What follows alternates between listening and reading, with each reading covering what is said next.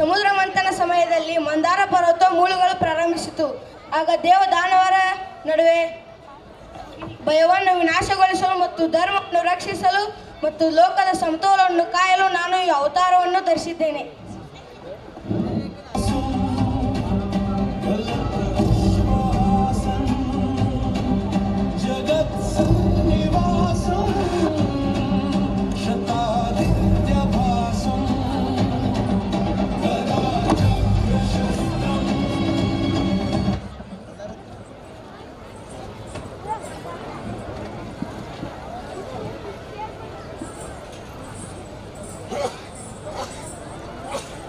ಏನಿದು ದೇವದಾನವರ ನಡುವೆ ಜಗಳ ನಡೆಯುತ್ತಿದೆಯಲ್ಲ? ಅಮೃತಕ್ಕಾಗಿ ಹೀಗೆ ಜಗಳ ಮಾಡುವುದು ತಪ್ಪು.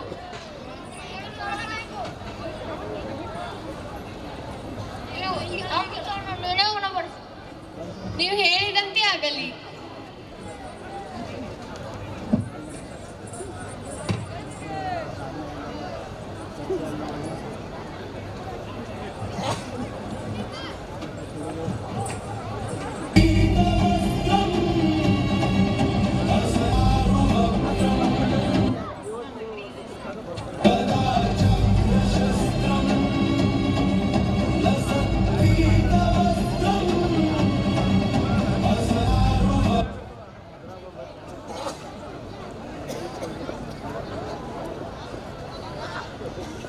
ನಾನು ವರಹ, ವಿಷ್ಣು ದೇವನ 3ನೇ ಅವತಾರ.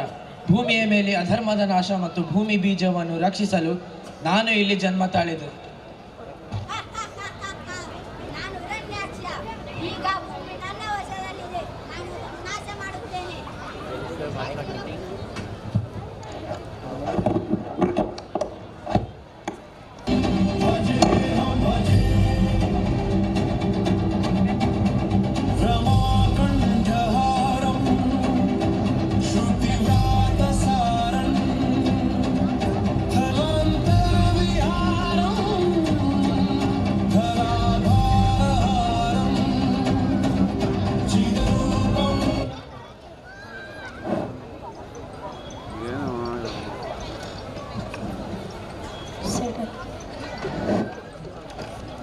ನಾನು ವಿಷ್ಣು ದೇವನ 4ನೇ ಅವತಾರ, ನರಸಿಂಹ ಅವತಾರ. ಓಂ ವಿಷ್ಣುದೇವಾಯ ನಮಃ. ಓಂ ವಿಷ್ಣುದೇವಾಯ ನಮಃ. ಮಗನೇ ಪ್ರಹ್ಲಾದ, ಎಲ್ಲಿರುವನು ಆ ನಿನ್ನ ಹರಿ? ಎಲ್ಲ ಕಡೆ ಇರುವನು ನನ್ನ ಹರಿ. ಎಲ್ಲಿ ಇರುವನ? ಹೌದು, ಇಲ್ಲಿ ಇರುವನು. ಎಲ್ಲಿ ಇರುವನ? ಹೌದು, ಇಲ್ಲಿ ಕೂಡ ಇರುವನು. ನಿನ್ನಲ್ಲಿ? ನನ್ನಲ್ಲಿ ಕೂಡ ಇರುವನು. ನನ್ನಲ್ಲಿ? ನಿನ್ನಲ್ಲಿ ಕೂಡ ಇರುವನು. ಈ ಕಂಬದಲ್ಲಿ? ಇಲ್ಲಿ ಕೂಡ ಇರುವನು. ಹಾಗಾದರೆ ತೋರಿಸು ಬಾ. ಓಂ ವಿಷ್ಣುದೇವಾಯ ನಮಃ. ಓಂ ವಿಷ್ಣುದೇವಾಯ ನಮಃ. ವೈಕುಂಠದಲ್ಲಿ ಹುಡುಕಿದರೂ ಸಿಗದ ಈ ಹರಿ ನನ್ನ ಕಣ್ಣ ಮುಂದೆ ತರಿಸಿದಕ್ಕೆ ನಿನಗೆ ಧನ್ಯವಾದಗಳು. ನಮಸ್ಕಾರ.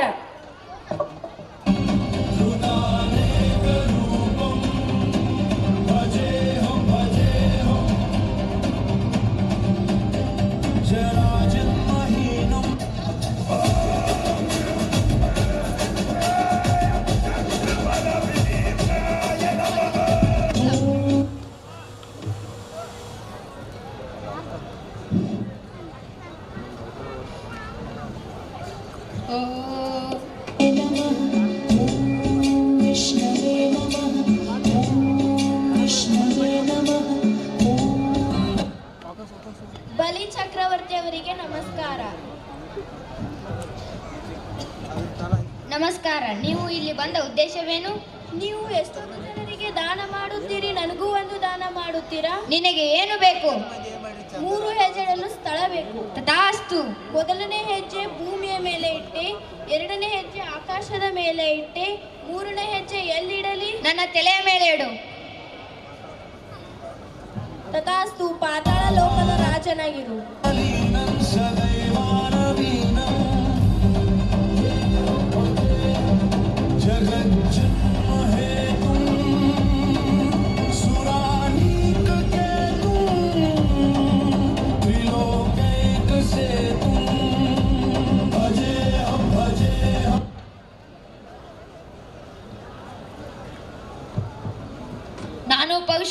ವಿಷ್ಣುವಿನ ಆಜ್ಞೆ ಅವತಾರ. ನಾನು ಪಾಪರೂಪಿ ಶತ್ರುಗಳನ್ನು ನಾಶ ಮಾಡಲು ಜನ್ಮಿಸಿದ್ದೇನೆ.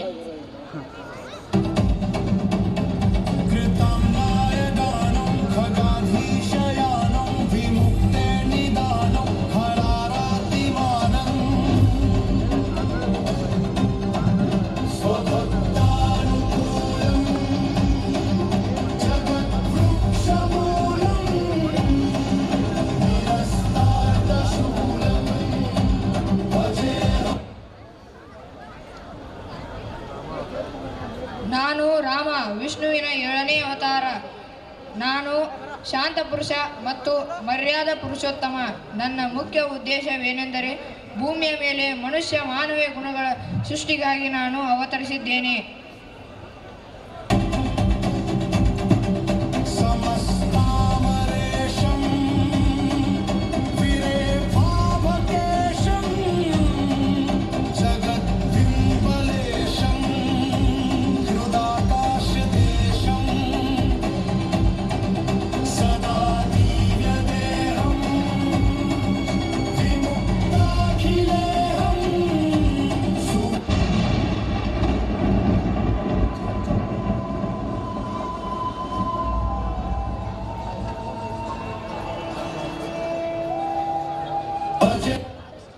ನಾನು ಕೃಷ್ಣ, ವಿಷ್ಣುವಿನ 8ನೇ ಅವತಾರ.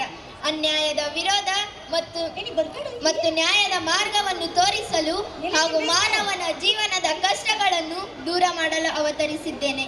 ನಾನು ಜನರಿಗೆ ನೀಡುವ ಉದ್ದೇಶವೇನೆಂದರೆ ಸಜ್ಜನರ ರಕ್ಷಣೆ, ದುರ್ಜನರ ವಿನಾಶ ಹಾಗೂ ಧರ್ಮದ ಸ್ಥಾಪನೆಗಾಗಿ ಎಲ್ಲ ಯುಗಗಳಲ್ಲಿ ನಾನು ಜನ್ಮ ತೆಗೆದುಕೊಳ್ಳುವೆ. ಇದೇ ನನ್ನ ಉದ್ದೇಶ.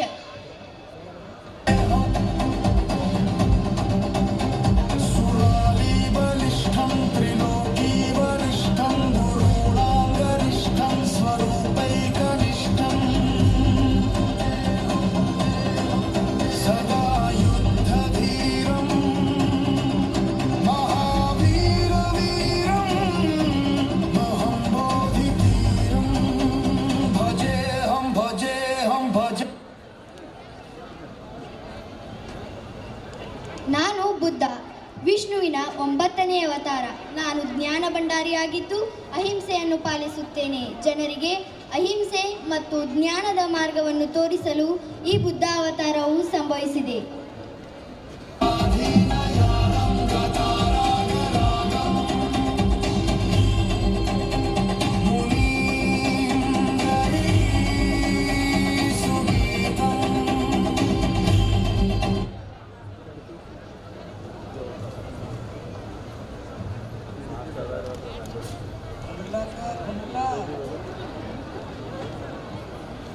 ನಾನು ಕಲ್ಕಿ, ವಿಷ್ಣುವಿನ 10ನೇ ಹಾಗೂ ಕೊನೆಯ ಅವತಾರ.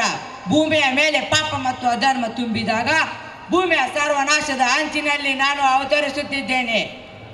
ಅಧರ್ಮದ ನಾಶ ಮತ್ತು ಧರ್ಮದ ಸ್ಥಾಪನೆಗಾಗಿ ನಾನು ಅವತಾರವನ್ನು ತಾಳುತ್ತಿದ್ದೇನೆ.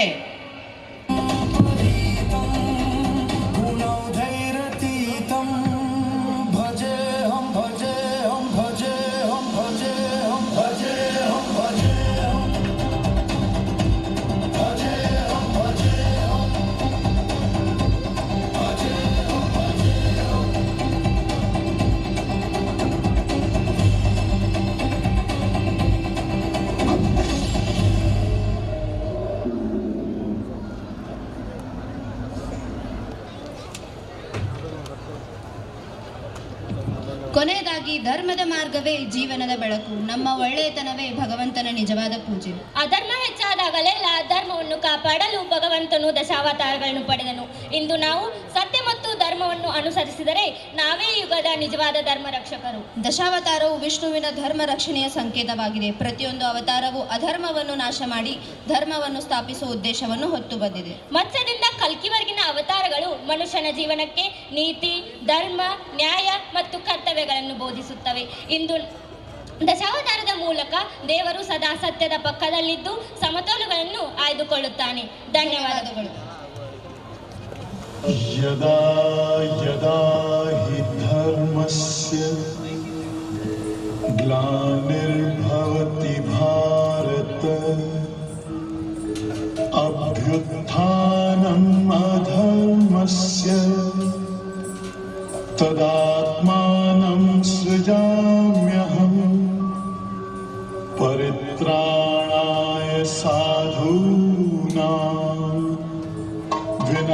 विनाशाय च दुष्कृताम् धर्म संस्थापनार्थाय